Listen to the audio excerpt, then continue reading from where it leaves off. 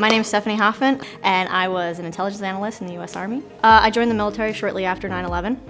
My two brothers also were in the military, so I just kind of was inspired by them and their service to our country, so I thought it was important that I kind of followed suit. When I got out of the military, it was because I wanted to raise my daughter and give her a more stable home life. When I got out, I decided to go into welding. It's one of those trades that I knew that I was going to be able to make money doing, and I excelled at it. Some of the skills that I acquired in the military that definitely helped me throughout my welding career would be some time management skills on pretty much every job that I've ever worked on, whether it was working at the yacht company and working on a production line virtually, making tuna towers and sky bridges and hard tops and bow rails and all types of aluminum pipework products for these multi-million-dollar yachts.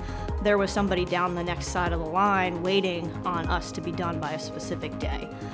So if there was something damaged or broken or didn't fit right, we had to assess that and get it fixed as soon as possible. So one of the things that kind of drew me into welding and into the military would be just my strong ambition and competitive nature. I really thought that kind of translated well into the military and definitely translates well into the welding field, especially with, being a woman.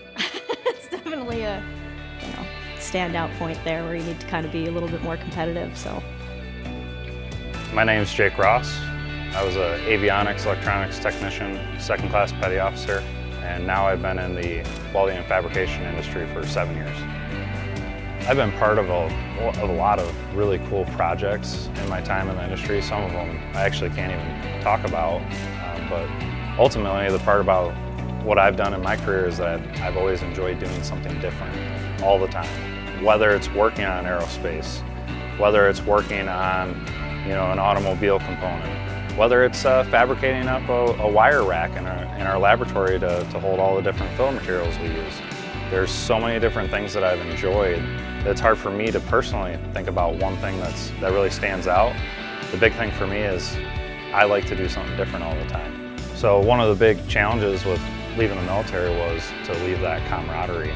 You work with a very talented group of people and you're constantly out there trying to work together and get a job complete.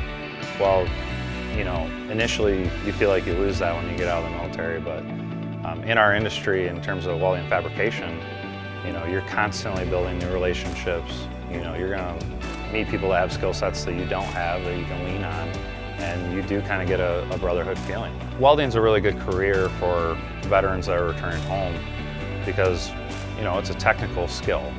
This isn't something that you're gonna learn overnight, but it's something that can be a career for a very long time.